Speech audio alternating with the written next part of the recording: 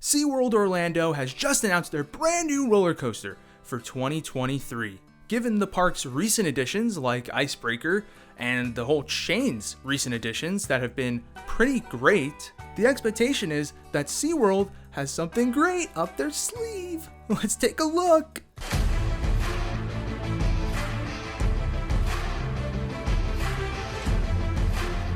No. This can't be. This cannot be. A stand-up coaster? These things were supposed to be dead and gone.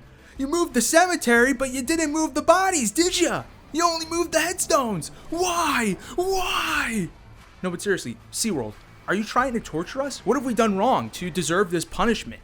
Stand-up coasters are literally the worst brand of roller coasters to have ever existed, at least in the modern era. Also, wait, hold up, wait a minute, pause.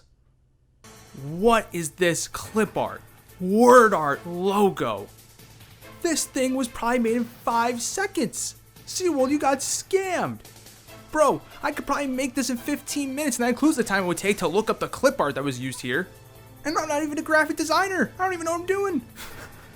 Dude, a kid in elementary school who just started using the computer, who just learned Word, could probably make this. But the worst part about it is that it's overly complicated. Like, what the heck is going on here? It's just repetition after repetition. Name of the coaster, Pipeline the Surf Coaster, already terrible name. But then you have Wave, okay. You have Surfboard, okay. You have Surfer on Surfboard, what? And then you have a roller coaster. Yeah, we know it's a roller coaster. Sorry, I don't want to derail the video too much, but God, this logo sucks. Anyways, back to stand-ups. You see, folks, pretty much all of the stand-up coasters that are currently in operation were manufactured by B&M, the same company that is building this brand new stand-up coaster for SeaWorld. What this means is that all the currently existing stand-ups pretty much share a lot of common traits. This being that they all have a drop, they all have inversions, and they all have this god-awful restraint system. Take a look, folks. Not only do you have the hard over-the-shoulder restraints, which I'm sure you're familiar with, they are on many B&M rides. And as you also probably are familiar, for rougher rides, more intense rides, headbanging is a common issue. Now, to be fair, on most of these rides, because the rest of your body is stable, it usually is pretty easy to just put your head back and not worry about it. But in the standing position, a lot of times it could be difficult to keep your head back. And yes, headbanging is a common issue on this, meaning that your head and neck area is liable to take a bit of a beating. Don't be surprised you walk off a little dizzy from this. Speaking of walking off though, there's another issue when it comes to the legs. Now, there's no actual restraints on your legs, but because it's a standing coaster and the restraint locks into place when the ride starts behind you, your legs could easily be in an awkward position that causes them to really not feel very good if you're taking these positive and negative G's at an awkward angle. Don't be surprised if you lose all feeling in your legs by the time you get off of this thing. And then all of this, plus the piece de resistance, the part of the ride that arguably is the worst feature on any ride out there. That being the bicycle seat of doom. This is a restraint that goes right through your legs, right underneath your crotch, and is meant to provide the rider with safety, protection. And instead, because of the intensity of these inversions and the speed at which you're taking them at and the G's that are being put on your body, it is fairly likely, to keep it PG here, take quite a bit of groin damage.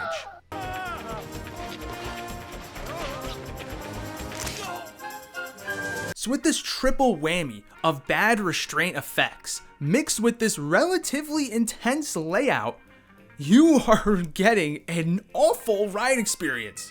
The only one I've ever been on is Green Lantern at Six Flags Great Adventure. And this ride is so bad that not only of the 104 in operation roller coasters I have ridden, it is my least favorite, but if it was a walk-on, I would not ride it. If it was the only ride open at Great Adventure, I would not ride it. If it was the only roller coaster in the world, I would not ride it. That's how bad it is. You will not catch me dead on that thing ever again. But don't just take my word for it. There are literally instruction videos out there, tips and tricks about how to ride these things. A roller coaster shouldn't require a cheat code to have a good time, right? It should be simple, it should be easy. But instead, the only way to actually get a good ride in these things, you gotta follow this step, you gotta do this, you gotta do that. Come on, man. And parks across the country seem to agree with me as well, as there hasn't been a brand new B&M stand-up coaster built since 1999. On top of this, 3 of the 7 that were built have been converted into sit-down floorless coasters. The rides were so bad and so underwritten that these parks felt that they need to get rid of the stand-up aspect while keeping the rest of the ride intact. So it's seeing the writing on the wall about the stand-up coaster. What in the world would convince B&M and SeaWorld to take a shot on another stand-up? I mean, just look at this thing. I mean, wait one second. Is that vest restraints? Holy cow, folks.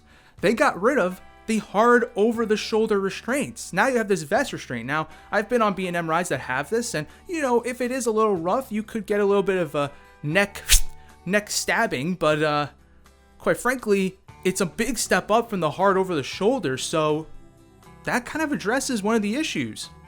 And wait a minute, folks, take a look at this. There's this bobbing motion that happens on the ride. The restraint moves up and down with your motion on the ride to create not only a thrilling sensation akin to surfing, but to actually make it more comfortable so you're not banging into the restraint in the vertical position. I mean, the bicycle seat of doom is still there, but it shouldn't be as big of an issue if the restraint is moving up and down with your body. On top of this, look at the layout. There's no drop, there's only one inversion, and it gets all of its speed through a launch. So really, where's the thrill coming from? It's coming from the launch and the speed that gives, and it's coming from this bobbing motion. So it's a much less intense experience than currently existing stand-ups, which means that the odds of experiencing any sort of physical pain is much less, even just from that perspective. I mean, look what roller coaster manufacturers have been opening just in the last couple years. I mean, look at Velocicoaster, look at Guardians of the Galaxy, look at Hagrid's. These rides have a good amount of intensity to them, yet they don't have any of those nauseous side effects. I mean, these rides are endlessly re-rideable, which is incredible. I mean, look at Velocicoaster. This ride is stupidly intense, yet you walk off that thing feeling just as good as you did when you got on it. I can't say the same about Hulk, you know? Like, the fact that coaster manufacturers are coming this far, I mean, you gotta have some faith in B&M tackling something like this when we're seeing other manufacturers like Vekoma and Intamin actually moving the medium in a direction where rides don't have any pain whatsoever. Looking back over this animation and seeing all the changes that B&M made to the stand-up, it seems like they addressed every problem that existing B&M stand-ups have. I mean, I'm probably the biggest B&M stand-up hater out there. I legitimately refuse to ride them. And yet, I am cautiously optimistic about this. It seems like they tackled every issue. It took them 2 decades from the last time they built one of these to come up with these solutions, but man, they've done it. And that's the thing, with the stand-up being such a unique model, if this is actually smooth and enjoyable and comfortable, then dang, B&M might have something special on their hands, and taking a risk on a stand-up might have been the right call for not only them, but also SeaWorld. I'm like the Grinch, dude. When I saw that animation, my love for stand-up coasters grew 3 sizes that day. But that logo is still one of the worst I've ever seen. Anyways, let me know what you guys think in the comments. Do you guys agree with me? Do you guys think that this could actually be good, that it could actually take the stand-up in a positive direction? Or do you guys think that this is just another bad stand-up coaster? Let me know what you guys think in the comments. Love to hear what you have to say. And I'll see y'all next time.